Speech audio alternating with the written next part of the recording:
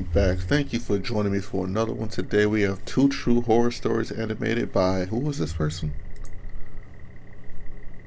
WinC Entertainment. So, let's hope this is good. This is animated. There's 2 videos today. 2 videos. 2. This one's, hope it's good.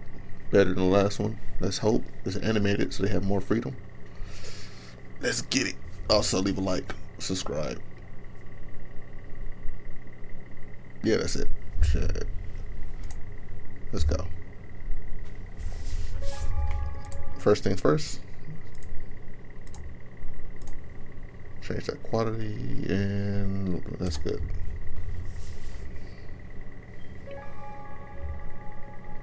Forgive me for commandeering someone else's story here, but I think it's very relevant to the thread, and although my father wasn't a trucker, this incident closely involves someone who was.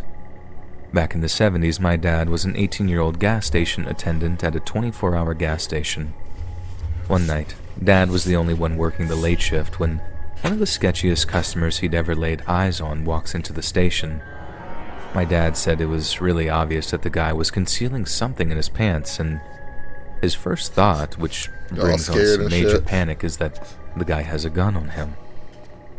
Now, a whole lot of truck drivers used to use his station for 2 reasons. Number 1, it had a pretty roomy parking lot which they'd use to take naps and breaks in, and number 2, it was the only place for miles around that they could get a bite to eat. Usually, there could have been up to 10 truckers parked up in the lot, but on this particular night, there was only 1 truck there. Luckily though, the guy just so happened to be in the store with my dad, but since Dad didn't know if he was armed or what kind of guy he was, he figured he was still pretty vulnerable. The weird guy starts walking up and down the rows in the store, and my dad can tell he's not really looking at anything. Most customers either come in to pay for their gas or went straight to the hot food counter to pick out something to eat. Weird guy looks like he's just biding his time before he pulls out his gun and robs the store. At least that's what's going through my dad's head. The trucker comes up to the counter while this is happening, puts down a bag of chips, and just so happens to look over his shoulder at the sketchy guy. Then, this moment of pure understanding occurs. The trucker looks at the sketchy guy, then looks at my dad, then back and forth maybe once or twice more, then asks my dad what was supposed to sound like a totally random question. He says something like, "Quiet night, huh? I wouldn't feel safe working at a gas station alone. You keep a gun behind the counter there or something?"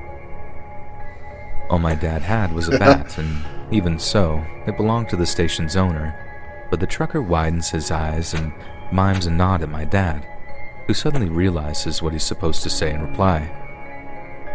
"Oh yeah," he says. "I got a 45 right here. Always just an arm's length away." The trucker continues to play along and bangs his fist on the counter before kind of shielding the action with his body. "Oh yeah?" he says. "Well, check this out. 357 Magnum. Bought it after I saw that movie, Dirty Harry. Not as big a bullet as your 45, but it sure does pack a punch. Some days I just pray some SOB mess with me so I can blow his freaking head off." But as he says that, the sketchy guy just makes a beeline for the door, gets back into his car, then zooms off down the highway. When the guy had left, the trucker turns back to my dad and says something along the lines of, "You know that guy was about to rob you, right? I was going to take a nap out back, but I think I'm more in the mood for coffee after that. Oh, and do yourself a favor. Call the cops." My dad says he always figured guardian angels would be all cherubic, half-naked winged ladies that descend playing harps or whatever. He didn't figure they came in the form of some hairy trucker who smelled like he hadn't showered in 3 days. But as he puts it, every day is a school day. The guy spent the entire rest of his break hanging around the store, making conversation with my dad until the cops showed up and my dad could file a report. The trucker confirmed the story too, backing my dad up when he said it looked like the sketchy guy had a gun stuffed in the back of his pants.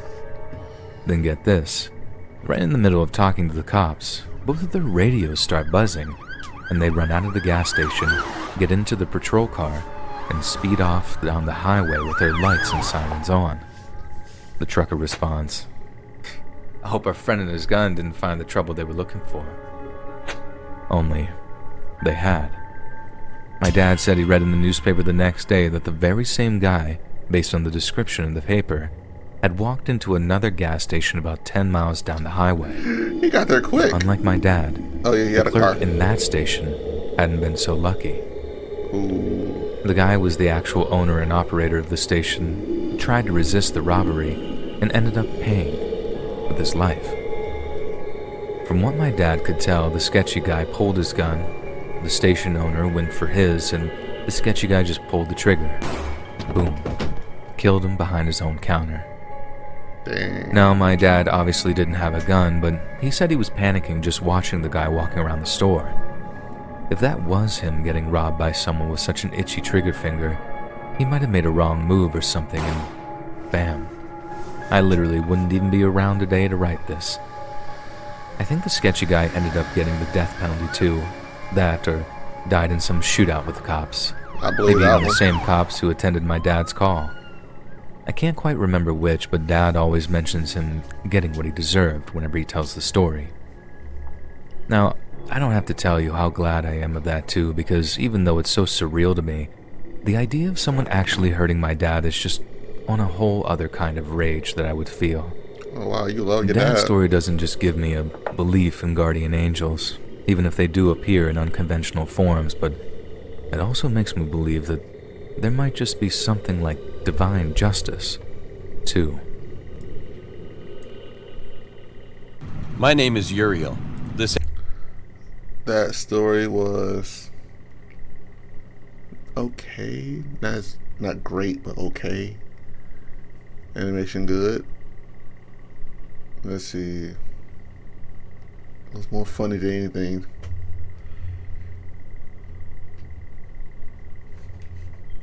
What's this?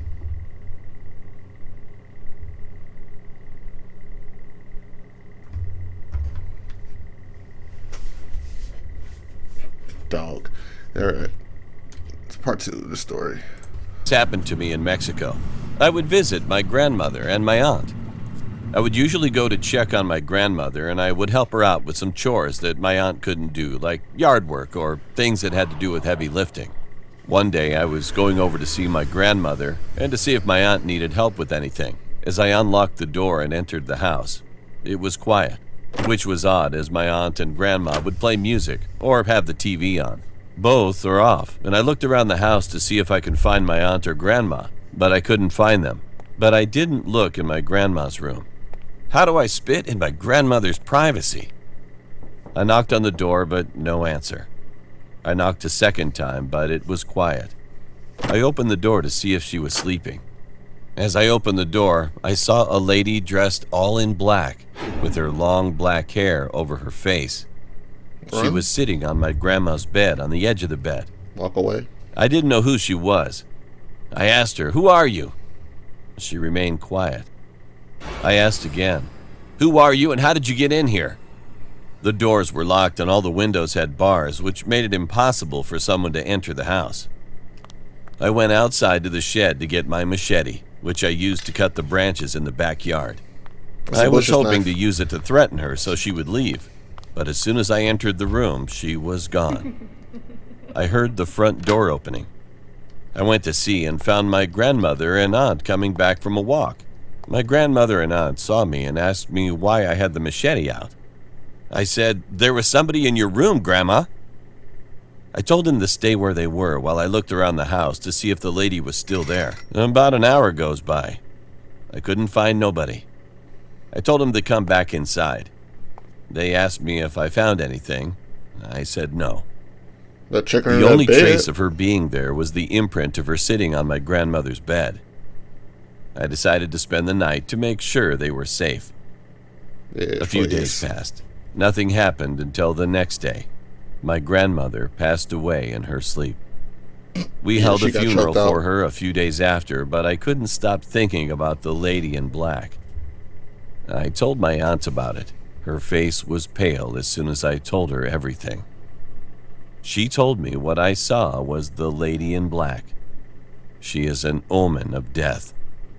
She's unknown if she's a spirit or demon, but she was the reason of my grandmother passing.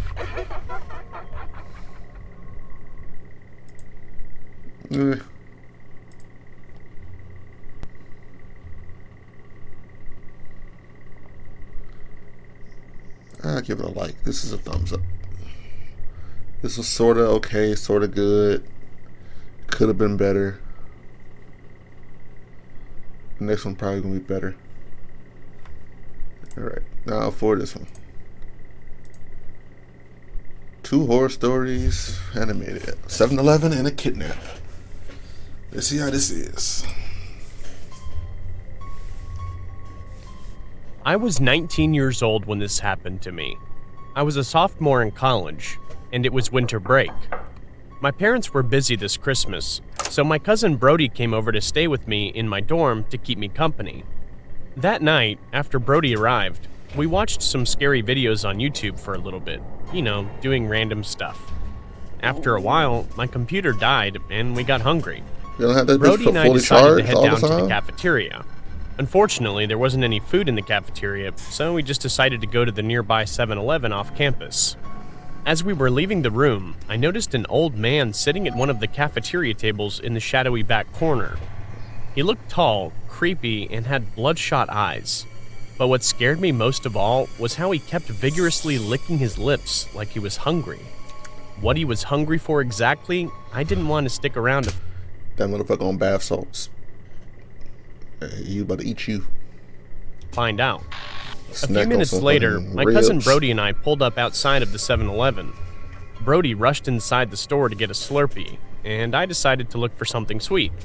I walked into the candy aisle, and there was the creepy guy from the cafeteria. How the fuck He had you a there? crazed smile on his face, and his eyes were wide and unfocused. The man said to me, "Hey there, what's your name?" After a moment of just standing there in fear of the worst, I ran over to where Brody was trying to get the Slurpee machine to work, because it was broken. I told him about the creepy guy, but he just shrugged it off as a coincidence. Still, I was disturbed, and told Brody I'd go wait in the car for him. As I walked outside to the parking lot, Stick I together. couldn't shake the feeling that somebody was watching me, Stick together. even though I glanced over my shoulder multiple times and didn't see anybody.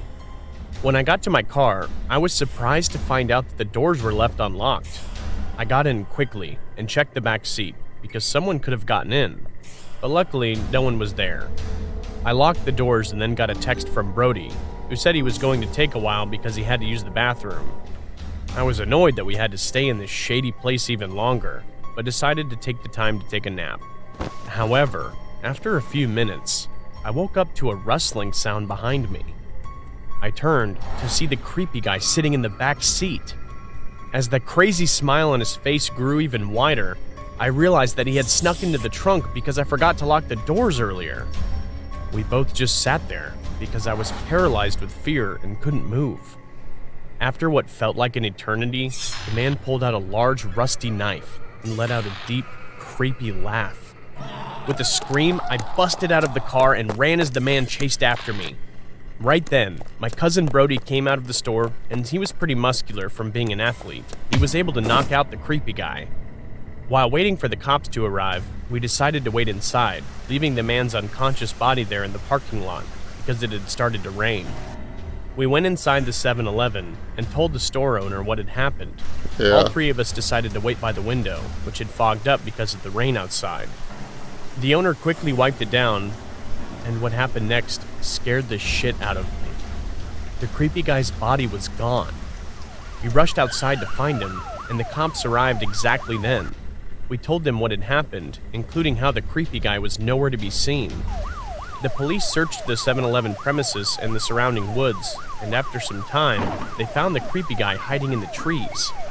They arrested him, and we found out that he was actually a convicted pedophile and murderer on the run who had escaped from a different state penitentiary. Although he was caught, to this day, I wonder what would have happened to me if my cousin Brody hadn't been there to save me. That butt would have been his. And the knife This would have been happened your when I back. was 19. It was May 20th, 1974, and I was a freshman in college. I was studying, and it was about 2:30 a.m. I looked at my roommate, we'll call her Haley, and I said, "Are you hungry?" She nodded. I told her I was going to McDonald's and if she wanted anything. She texted me what she wanted, and I left. I was walking to my car when I saw a man standing outside. He was about 2 years older than me, and he was tall, and he had dark black hair. When I walked outside, his eyes turned toward me. I didn't know him, but I still said hi. I was walking to my car, and he watched me. I was creeped out by this dude, so I just got in my car and I drove off. When I got to the fast food place, I went inside to order. As I ordered, I noticed someone was staring at me from outside. I ignored it because I thought it was some homeless guy. When I paid for my food, I left. The guy wasn't there anymore, so I was relieved. I walked to my car and put the food inside, when someone grabbed me from behind. They put their hand over my mouth so I couldn't scream. I was kicking, trying to break free, but they were too strong. They pulled me and pushed me into the trunk of their car. I was crying, begging for God to help me. I could only hear one voice in the car, and what I heard frightened me. "Okay, Ted, you've done this before. Rape and kill." I felt my stomach drop. I knew I was in a bad situation, but I had planned my escape in my head. When the trunk opened, the same guy I saw outside of my school was right there. He grabbed my arms and he pulled me into the woods. I was making small talk, but I didn't try and irritate him. I told him I didn't know who he was, so I wouldn't tell anyone. He ignored me, but he said, "I'm sorry, I don't want to do this," and threw me on the ground. He fell on top of me. I fought him, trying to get him off of me. I grabbed his neck and I kicked him in the balls. He flipped off of me and I ran. I didn't stop running until I saw a telephone booth. Bitch, I I was called still the kept running. cops and they came immediately. The cops searched everywhere, but didn't find him. They didn't find him until 1978. I later learned that my kidnapper was the notorious serial killer Ted Bundy.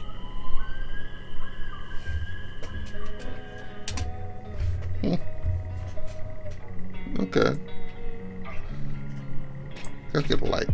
So far, 2 likes in this video.